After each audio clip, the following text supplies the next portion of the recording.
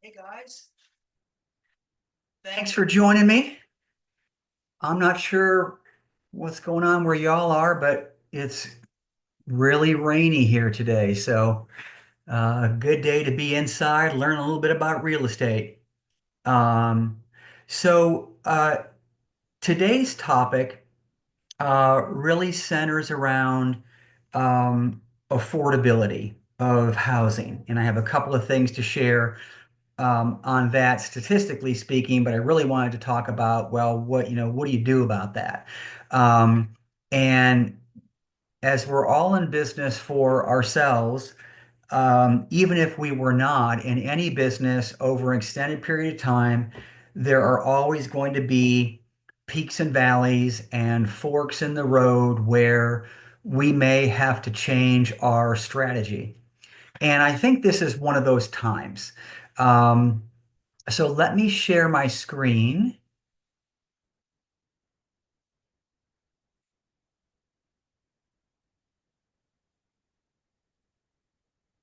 and let me just go through a couple of things. So I saw an interesting article, I can't remember where, last week or the week before, about the historical trajectory and trends of home pricing versus income. And I thought you might be interested to see what that was. So, home prices have increased at twice the rate of income since 1985.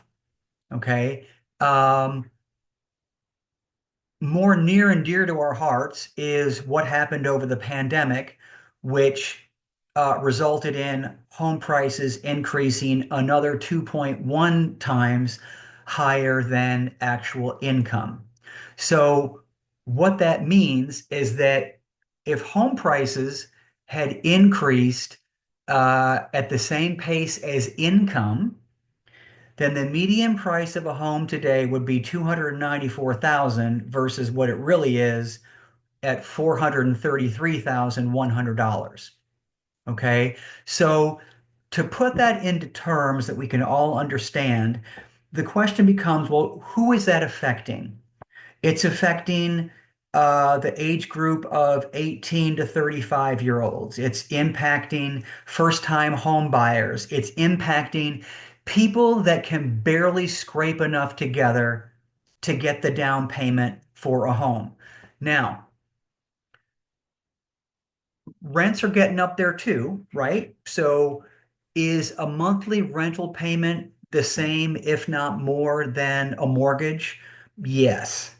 So that stands to reason. The issue is that the down payment still is a struggle. So what that means in real life terms is if we look at the lowest common denominator, which is someone that has to get a FHA loan, so that's 3.5% down on a $294,000 home, their down payment will be 10,290 versus what it is right now in reality, which is 15,158. So never mind that this is the income sector that always struggles with trying to scrape up enough money to get a down payment. They're asking relatives, they're selling whatever to get that 10,290. Well, now it's gone up $5,000, right? So um, to afford a home today at this 433,100, buyers need a combined household income of 166,600. I mean, is that not startling to anybody? That would mean that would mean a dual occupied household making 83,300 each. Well, there's a problem with that. The median household 74,500. All right, so Houston, we got a problem, right? We've got a big problem with affordability. And really, the spirit of today's conversation is okay, well, if this is what it is, we can't not succeed. as realtors. And so, how do we pivot? What do we do about that? And so, adding to the misery of what I just uh, discussed is we have inflated home prices. We've got high mortgage rates. And just a spoiler alert, they ain't coming back down to three ever in our lifetime, probably, right?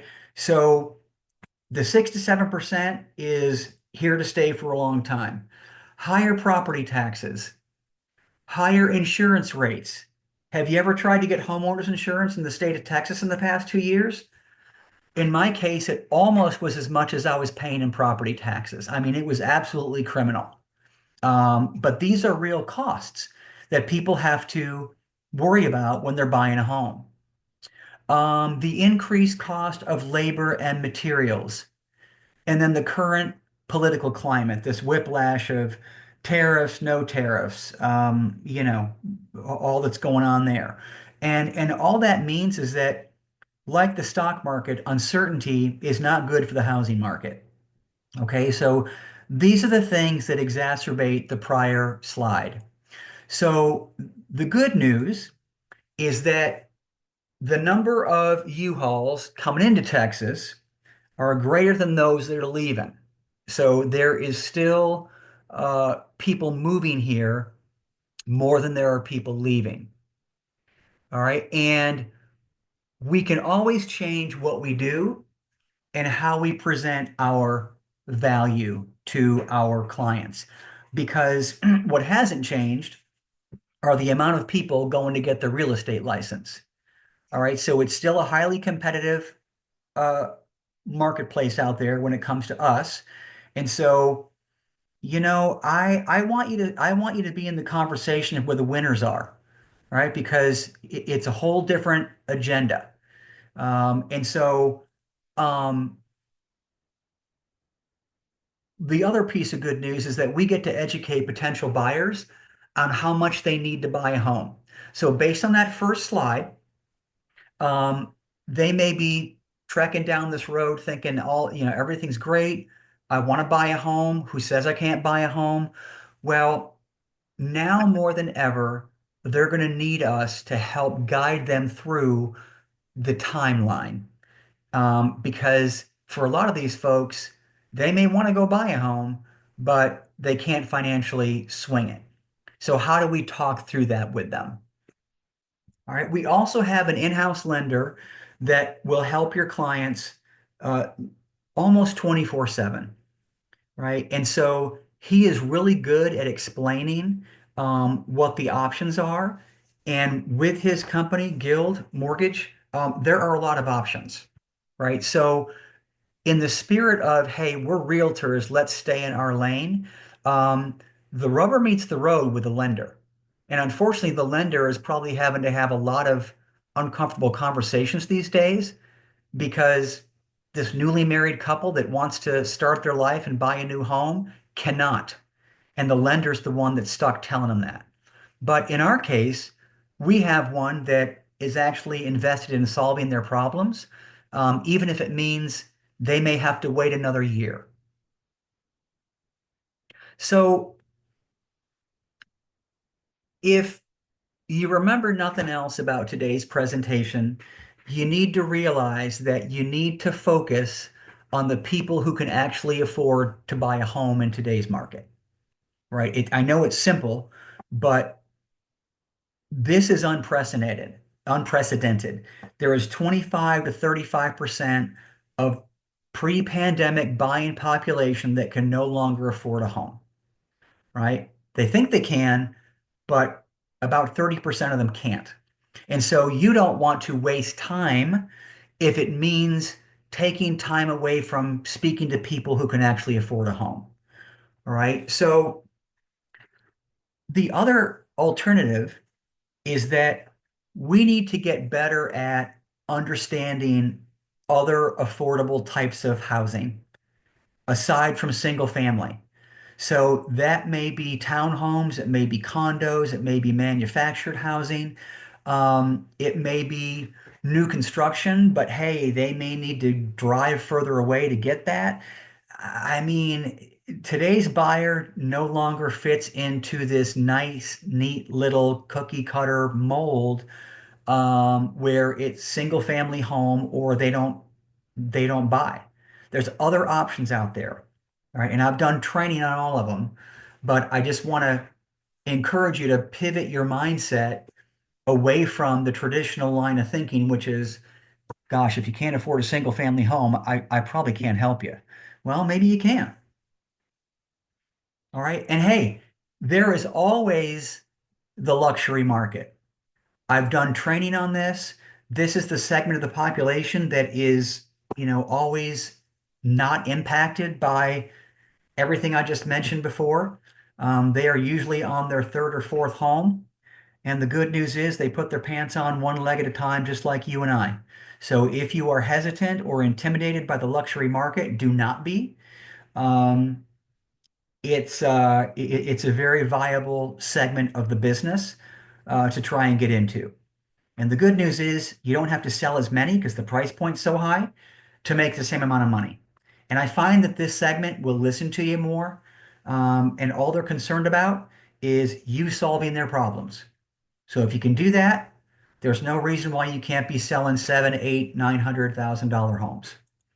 Okay. So my caution to you before we kind of launch into my solution for all this is beware of the aspirational buyer. So our entire economy is based on I hate who I am today. I want to be somebody different and better immediately. Am I right? I'm right. Think about all the marketing and advertising that goes on in this country. Think about people that model clothes, the food we eat, weight loss. I want to eat the right thing. I want to take the right vacation. I want to, make as much money as I can. Um, Zillow leads are like this, right? So, Zillow leads or any paid leads are typically the result of people behind a keyboard searching for a home that they can't afford, right? So beware of these people approaching you. A buyer today, because of what I went through earlier, is going to always want champagne and a beer budget. But at the end of the day, as I said, 25 to 35% of them no longer qualify based on home pricing versus income, but they're still going to look and they're still going to want you to get in your car and show them a home that they either can't afford or it gets to the time where they have to sign documents only to pump the brakes because they really can't afford that home. Okay. So beware of these folks that will waste your time because they think that they can afford a home that they actually cannot. So, in the spirit of um, kind of promoting ourselves in front of the people that actually can buy a home, I wanted to go through this concept of really retweaking your brand and from the inside out. And I've mentioned this before, but because there are so many of us, you need to be selling better. I can do this better. I can do that better. I know there's, you might know other realtors out there. Doesn't matter. I can do whatever they can, but I can do it better. And so I'm going to go through um, a couple of things with regards to representing buyers and representing sellers. And the first thing I'm going to go through is what every realtor should be doing. Okay, these are the core basics. If you're breathing and you have an active license and you're in front of a prospect, do not think you're going to dazzle them with what I'm going to present to you on these slides because everybody should be doing that. Then I'm going to review next level differentiators. Here is how I do stuff better. And then the next is like the elite level, buyer 2.0, listing 2.0. If you hire me, this is what you're going to get. Now, what I'm not going to go over is the notion that you could be charging differently for these things, you could, but I'm not going to go into that today. The spirit of today's discussion is really centered around the fact that because there are fewer customers, you want to hold on to the ones that you have, right? You want to be the one that they hire. You want to increase your chances of getting more clients. And the only way to do that is to present your value in a way that it makes you irresistible to a buyer or seller.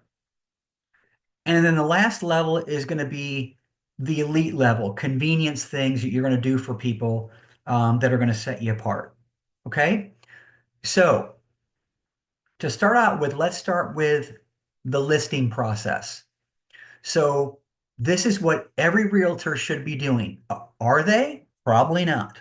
But you don't want to cater to the lowest common denominator, right? They already, probably don't have a high opinion of us anyway.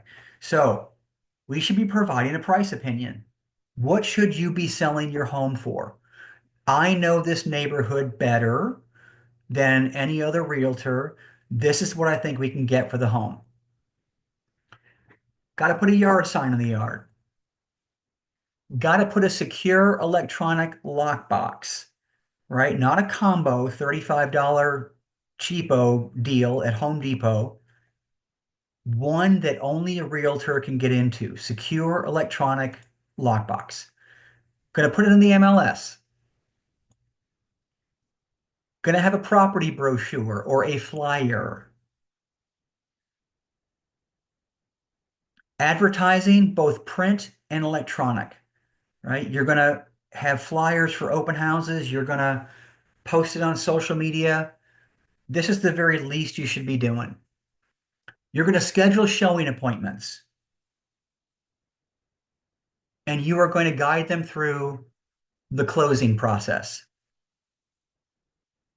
And you're going to help them with the negotiation and contract assistance.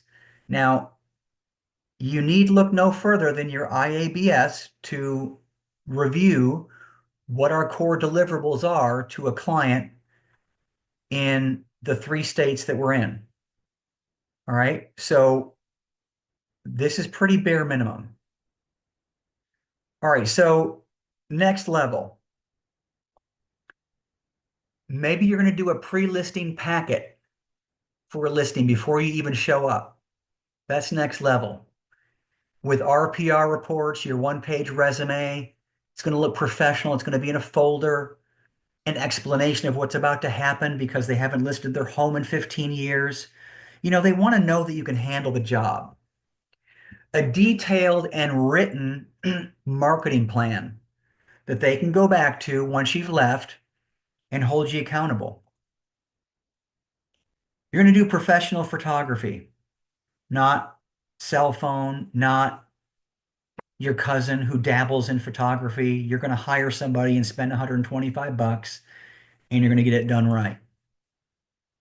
You're going to do a property brochure that's available for everyone that comes to that house, along with the seller's disclosure, the survey, and the T47 where applicable. If there is no survey, you're not going to have a T47. But you kind of get the picture. Imagine in your mind's eye buyers showing up to tour your listing, and how you've decided to set yourself apart is that you're going to have a stack of brochures, the seller's disclosure, survey T47 for everybody that walks in. It exhibits professionalism, but it also demonstrates I'm serious about selling this home. I don't want you to not know anything about this listing. It's all here for you, right? I mean, do you know how few people are actually doing this? It's alarming. You're going to have an individual property website. Well, how do I do that? Well, the minute it goes live on the MLS, you have a URL in many different places. My advice, go to our website, whiterocktexas.com, go find it. And that will be the unique website. I would go one step further and go to GoDaddy.com and buy the domain name of whatever address it is, .com. And it'll cost you probably $5 for the year. and you point it to that, and that is going to be a cut above. Maybe you do a full service CMA versus just a one page quick CMA. It looks better, print it in color.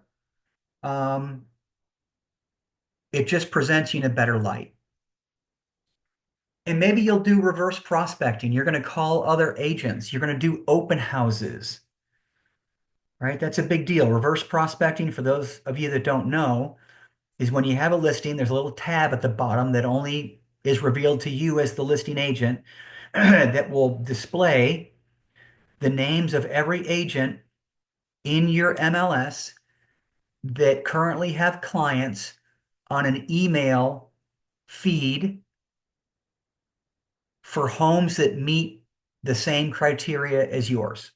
So you don't have the client, but you have their agent. And if I were a busy listing agent, I wouldn't necessarily look at every single listing that came through. So you're going to reverse prospect them and you're going to call them or email or text and remind them that, hey, they have a client that's asking for a listing just like this. Wouldn't you think that would be important to your seller? 100%. All right. So that's next level. Next level is maybe you do a pre-inspection to uncover any latent defects that might come up. You don't want any surprises, right? Because an inspector is going to come out and, look under the hood and they're going to blast all sorts of lasers into the walls. And, maybe that leak that the seller didn't realize they still had is gushing water behind a wall. And man, wouldn't you want to know that before mold starts growing and you put it on the market? Maybe you're going to do staging. We have agents within the brokerage that actually do this as a side gig, but it's not very expensive. All right, that's next level. Maybe you do the measurements by an appraiser. Maybe you get it pre-appraised. It's not that expensive, especially if you're going to enter the luxury market. You don't want to overprice the home. Maybe you'll do a detailed plan on exactly what needs to be done to sell the home and the contact information of everyone that can get that done. So you're going to go through the home. I mean, most agents don't do this. They just say, yeah, here's the price. I can sell this. I'm going to get this up in the MLS in the next 3 days. You sign here. I mean, isn't it more full service to say, well, do you want this sold quickly or do you want it to sit here for a while? Because I have a list of things that if you do, it will sell for more money and quicker. And oh, by the way, here are the people that can get that done. Here's the landscaper, here's the plumber, here's the electrician, here's the roofer, here's the painter. You don't have to hire them, but here is a process where I'm going to make this really easy for you. Maybe you're going to be present for all showings. That'd be a big deal, especially luxury market, right? Because even though the listing agreement says you need to remove all of your medication and jewelry, it sure would be nice to know that my agent's going to be there for every showing. All right. So then lastly, there are some convenience services that you might want to offer. Maybe you're going to help them disconnect the utilities. Maybe you're going to coordinate movers. This can be very overwhelming for people. So for you to step up and do this would definitely set you apart. Maybe you're going to offer to coordinate and pay upfront costs on any repairs and renovations and agree to get reimbursed at closing. You'd be surprised at how many people buy a home, move into it, and then don't do anything but just live there for 10 years. Some life event happens, they got to move, and they are overwhelmed by doing these things, and they have no money to do them. But they're going to get a big chunk of change when the house sells. They just need a bridge. Maybe you're that bridge. Maybe you're going to offer cleaning services, not you, but you know, hire a service. Maybe the house is vacant. They've moved away. You live close to the home, and maybe you're going to go above and beyond and make sure each night that there's no lights on, and there will be, by the way. Uh, Doors are locked, a cut above. I can't tell you how many times, and I'm sure you all have too, there's a home for sale in your neighborhood and you know it, and you're walking around, you're driving around, and it gets dark, and the agent forgot to turn off the lights, and the windows are wide open. You can see in there. Probably not good. All right, maybe you offer to do landscaping. I've done this myself. Um, it was an expired listing, and um, it's not that the guy didn't have the money to do it. He just wasn't in a big hurry. And so there I was with chainsaws and rakes, and I cleaned up the landscaping. I didn't go overboard, but I did just enough to get it to where I wanted it to be. So you might consider that. All right, so any questions on the seller piece?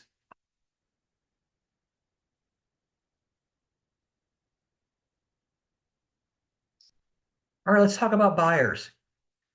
So the bare basics. If you have a license and you're breathing, you should be doing these things.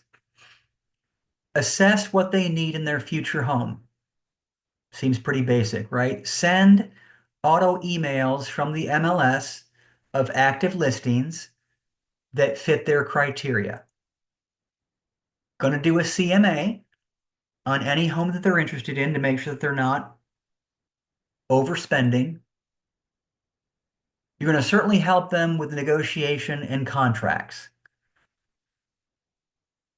but you're only going to be available during business hours, 9 to 5, Monday through Friday, right? So that's the very least you should be doing, right? If you're not doing these things, you shouldn't be in real estate. The next step is you go to all the open houses that they want to go to. And man, this is probably a good idea anyway, because they don't know what they should be saying. And they'll go into builders and they'll go into open houses and they'll say, I'm not represented, or I didn't sign anything when they actually did, or I'm not working with a realtor. They don't, I don't think it's ever intentional. I just don't think they know what to say. And so when you're present at all the open houses they want to go to, um, that's eliminated, right? And if you want to get ahead of this, all the open houses are in the MLS. Just see what ones are near this, the area that they want to be in, and get in front of it and just say, we're going to these this Saturday and Sunday. Maybe you'll do a pre-buying packet, including your one-page resume, including a one copy of the 1 to 4, um, a copy of some homework that they might need to do for you. I mean, we've reviewed this. Maybe you're going to do an explanation of the entire process with a detailed questionnaire to ensure that nothing gets missed. Maybe you're going to help them with the pre-qualification process with a lender. I mean, they probably don't realize they have to do this. And if they do, they have no idea what lender to go to. Maybe you're going to do an extensive review of the contract. It could also mean that you're going to personally call their lender to make sure that things are going according to plan and that there's not going to be any surprises. In essence, you're holding them accountable.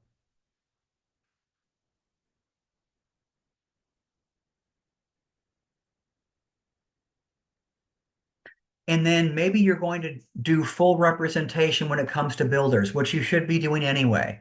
But most clients don't realize they need representation when it comes to a builder because the builder is the seller and they're acting on behalf of the seller's best interest. Okay, maybe aside from the criteria that they've given you, you're going to proactively look for other homes that may not check all the boxes, but may not have been ones that they ever considered. I know you told me you wanted 4 bedrooms in an office, but would you consider 3 bedrooms in an office or 4 bedrooms and one you can convert into an office, that type of deal. And you're going to be available weekends and after hours for any questions that they might have. All right, so next level, custom services. You're going to be available whenever they want you to be. And it's going to be okay with you for them to call you, text you, email you at 11 o'clock at night. You might consider rebating part of your commission to them to help them cover closing costs. You may consider paying for an inspection in the form of a rebate at closing, because think about it, this does come up when a buyer spends $400 on an inspection only to find out the home isn't really something they wanted. It's got more repairs needed than they wanted to take on, or it's a little bit out of their price range, and they're out the money for the inspection, not to mention the option fee. Um, Pick and choose your battles on this, but this would be next level. Maybe this is where you do a closing gift, you do a housewarming party. Great opportunity to get clients. And then convenience things you might do for a buyer. You might help them with utility hookup, moving assistance, handyman recommendations, cleaning and landscaping services. And you might offer to pay any upfront costs for any move-in to-dos with the intention of getting reimbursed after closing. All right. Um, so someone wanted me to review the reverse prospecting concept one more time. Before I do that, let me just finish up real quick with the collateral I'm about to review. So I always want to make sure that you're hearing from me, the broker, what I think is working out there and what I think you should be spending your time on, because we're all given the same 24 hours in a day. And a lot of people out there would have you believe that unless you are a social media guru, you're not going to be successful in real estate. Here is my simple piece of advice to you. If you want to immediately grow your business, one, do everything on all those slides. All right, it will set you apart. Number two, if you want to immediately grow your business, you're going to want to present yourself in a better light than maybe you are today through marketing. And forget social media, it's too crowded. Unless you're paying for ads, and even then, I don't think that works. I mean, if you hope to get business because you're posting a picture of you and your clients with a big oversized key at closing, you're not. The only little thing that I've seen work, and I don't see anybody doing this, by the way, is if you go to the new construction MLS, and all of y'all have it, new home source professional, and start reposting uh, listings for new construction and say, if you want to go see this, let me know. That is the only thing that I've ever seen work. And even then, it's hit or miss, right? So um, the audience is just not broad enough, is the problem with social media. So if you want to do something and for free, improve your marketing collateral, and the two places you want to go is Canva and Vistaprint. In 2 weeks, I'm going to do a training session on Canva. Now, Canva is free. There is a paid version that's 129 bucks a year. That's what I have. I do suggest you get that. But my sense is that if you have $129 to, you know, take a client out for a cup of coffee or whatever, or you want to know where to spend $129 wisely, this is it. So the things I'm going to go over for free: how to create brochures, logos, open house flyers, social media posts, and how to do video. And the video is not what I've mentioned before, which I still stand by though, is open up your phone, turn on your video, and start filming yourself. Canva has templates that all you need to do is switch out the contact information, and they are self-promotional videos that you can use anywhere. Okay, be it social media, be it on your website, whatever. It's all for free. And so I think that if there is one quick way to increase your business, it's to present yourself more professionally through marketing. All right, so don't worry, I'm going to review that in a couple of weeks. Um, but I'm going to review where you get some of these things on our website. Then I will do reverse prospecting. So if you go to our website, whiterocktexas.net, password is live life, go to the buy, sell, lease tab, which is where I am now. And this is just collateral that will further support what I just went through. I have presentations for a buyer and seller, and then I have this value proposition here. And I put this together as a result of the NAR settlement lawsuit. You can download this, print it off. It's a two-pager, and it pretty much tells the client what a realtor does. And the spirit of this document was to reinforce why we charge what we charge. But based on what I discussed today, it's even more important. So that's one thing. Um, this is a more exhaustive kind of, how many things did I put on here? Lots. So 71 things for buyers. These are all the things that we do. 89 things for sellers. All these, and this came from NAR, right? So if you're at a loss for why you should be hired, uh, these are a handful of things. Um, the other two things I wanted to remind you about is two pieces of collateral that Allegiance Title sent out to us. And I sent an email out about this, but I wanted to remind you as to where it was. So the first thing is a buyer's checklist. And it doesn't matter if it has their logo on it. They're good partners. Just leave it on there. And you could recreate this, I suppose. But this is kind of your questionnaire. What are you looking for? And only you're going to see this anyway. So it's not like they're going to see Amy's face there. Uh, but they also have a timeline. And so for a first-time home buyer, this is a pretty big deal because they're going to be overwhelmed with what this process is. And this kind of simplifies it for them. All right. So then, as always, onto the marketing tab, here is your one-page resume. So this is in PowerPoint format because I wanted you to be able to edit it. So all you need to do is swap out this picture and this contact information, and you can use this. So this is going to be an extension of your business card. No one is doing this.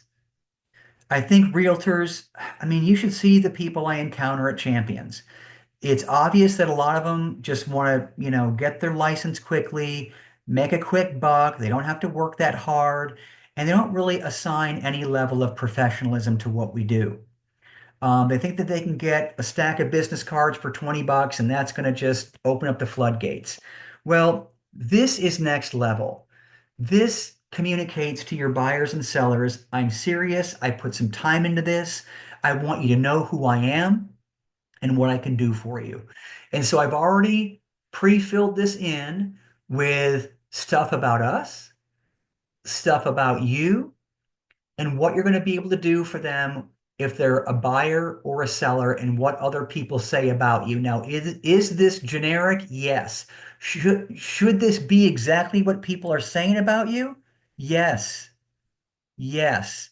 If they're not, Houston, we got a problem. So, but this is a good little one pager you can leave behind for people that is really going to set you apart. Now, wait till I go into the stuff with Canva in a couple of weeks. I mean, it's next level. So if you find something there that you like, by all means, use that. But I really do think that you should be using this. All right. Uh, okay. So that was it for the collateral. Let me see if I can give you a visual on reverse prospecting. Most of your MLSs will look like this if you're calling in from Houston, Austin, Waco. Waco's now on this, so this is identical. San Antonio, not. But let me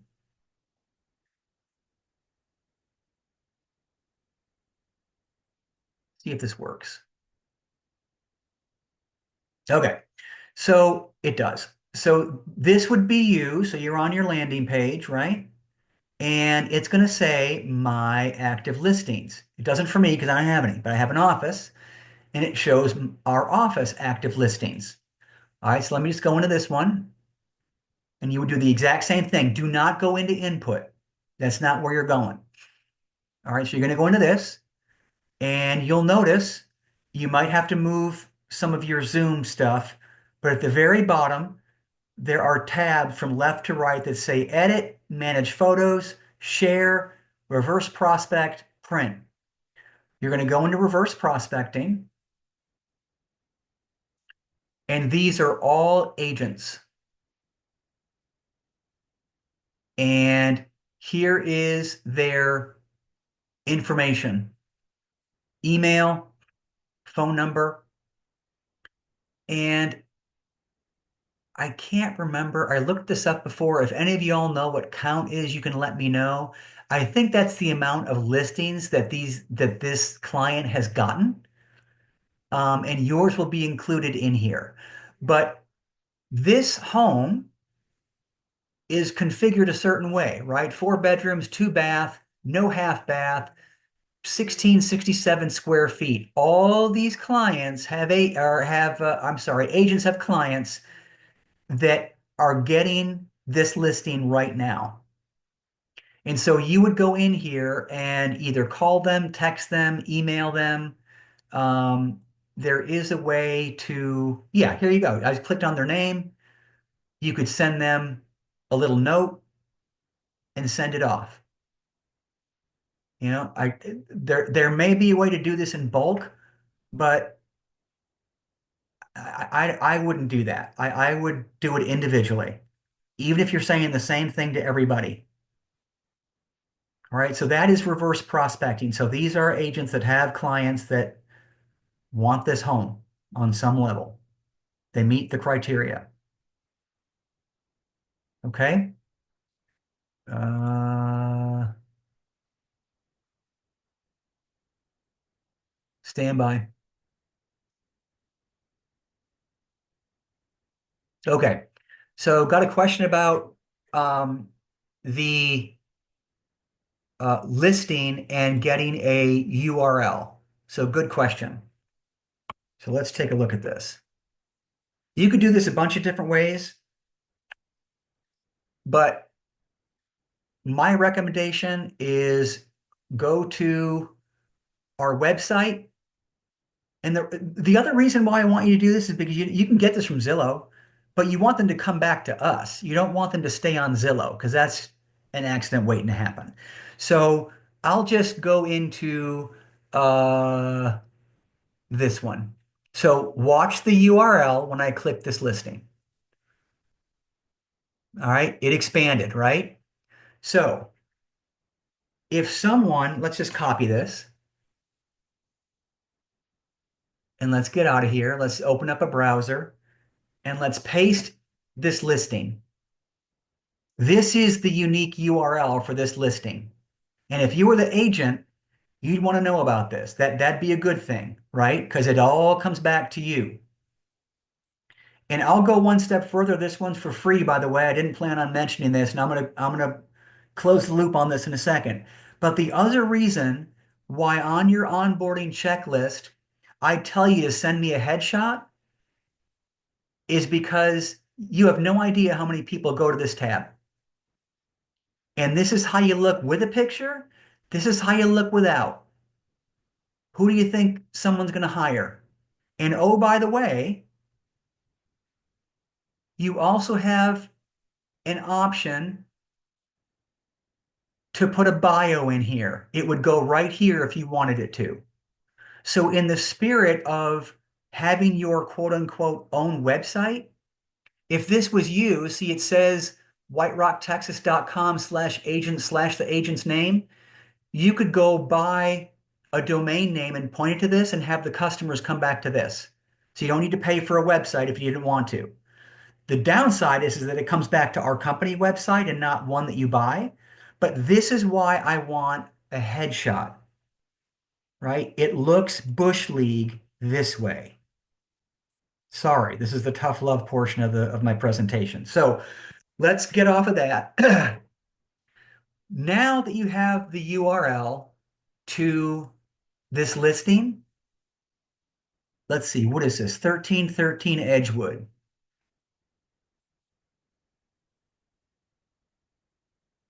Go to GoDaddy.com.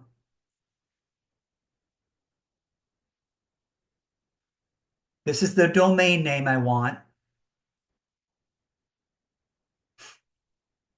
And oh, by the way, it's on sale for a penny. Would your sellers not be absolutely blown away if you did this? A penny. I mean, you're spending 125 bucks on photography. The least you can do is spend a penny on the website. And then guess what? You own this domain for as long as you want it. So when it comes time to resell, it's time to hit up that next owner and tell them all the great marketing you have. All right. So now when you typed in this URL, assuming you bought it, it would go to this. And oh, by the way, you can now put this on all of your marketing collateral. This takes 2 seconds. If I were y'all, I would have your own systems in place for when I get a listing. I'm going to go buy the domain. I'm going to do the marketing, and I got to do this before I do this, and I got to do this before I do that. Because once you put all the marketing together, you don't want to wait on this. You want to have this all ready to go, right? And imagine that on collateral that I'm going to show you how to make next week or 2 weeks from now in Canva, bounded or in a folder on the kitchen table of every listing. Now, I used to think that this was only good to do for luxury, but then I thought, what if I turned a $300,000 home and marketed it like it was a $3 million home? Like, would that not be next level? And so that's what I started to do. So I started to do this for all my listings. I didn't care if it was a $150,000 investor special.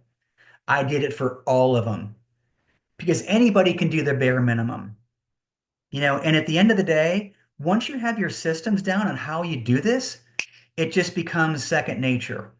And if Canva's free and all you need to do is spend a dime each on the copies at the local UPS store and you get it sold for top dollar, it's worth it. I'm sure y'all have heard that it's not necessarily a kitchen remodel or a bathroom remodel that adds value to your home. It could be something as simple as doing really good landscaping or painting the door, and that costs next to nothing. Same principle. This is going to cost you pennies on the dollar to get color brochures that you're going to create in Canva, buy the website domain. It's going to blow away your sellers. So, does that answer your question on the domains and reverse prospecting. Anything else? Whoops, am I still sharing? Um, any questions or comments?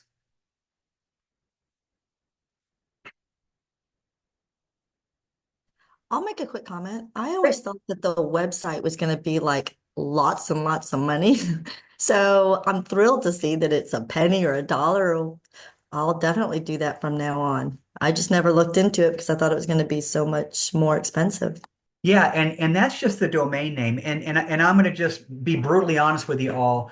I know that your MLS provides a URL for every listing. I just it's not top of mind. So I couldn't tell you where that is, but I can because the MLS, all those listings connect to the internet. So it's there. I just don't, it's been a while since I've checked it to make sure where it goes because you don't want it to go back to like it looking like it's coming from the MLS. You want it to go back to our website because everything, all roads lead back to you, right? You want to keep those leads. And the best way to do that is to get your own website. I mean, again, we can give you one for 15 bucks. And that way, when your listings goes on your website, now they all come back to you and they never leave that site. But yeah, I mean, to get something active on the net is easy and inexpensive.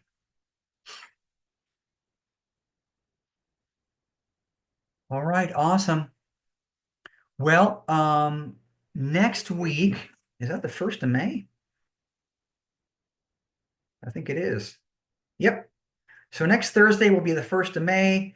We'll go through some uh, performance statistics on how April shook out and uh, look forward. I'll have another training, a little minor training topic for you next week.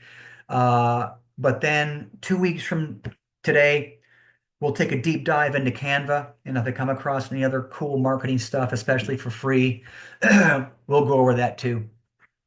All right. So hope this was helpful and appreciate you all jumping on, and we'll see you back here next week. Thank you. You guys take care.